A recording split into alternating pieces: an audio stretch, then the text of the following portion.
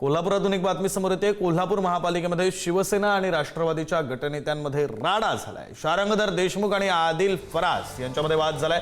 शड्डू ठोकत दोघांनी एकमेकांना बघून घेण्याची भाषा एकमेकांसाठी वापरलेली आहे। दोघांच्या गैरवर्तनावर हसन मुश्रीफ यांनी माफी मागितली। वाद मिटला नाही तर दोघांची कुस्ती लावून टाकू असं मुश्रीफ म्हणाले। आमदार राजेश क्षीरसागर यांनी देखील नाराजी व्यक्त केली।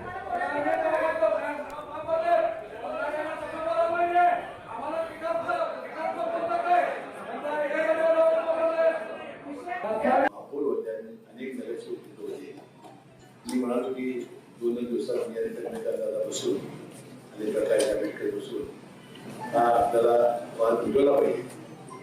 विकास कामापेक्षा आणि महानगर परिषद कामापेक्षा कुस्ती दाखवतो, त्याला पकडतो, धरतो, या त्याच्या अतिशय योग्य नाही। म्हणजे राष्ट्रवादीचा एक आमचा कार्यकर्ता त्यामध्ये आहे, त्याची खरोखर मी मला सर्वांची मागणी मागतो। काही वाद झाले असतील, काय झाला असेल तो मिटवण्याचा प्रयत्न करू आणि त्याला समजून सांगू। आणि असं सारखं होणार असेल तर मग एकदा खासदार पदावर जाऊन ठेवा।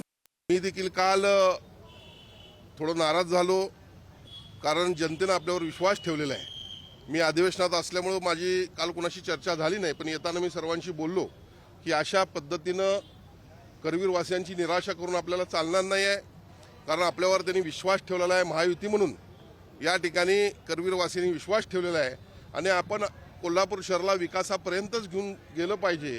ज्या काही गोष्टी काल घडलेल्या आहेत त्या निश्चितपणे चांगल्या नाही आहेत आणि पुढच्या काळामध्ये असं घडणार नाही या दृष्टीने आमचा प्रयत्न राहील।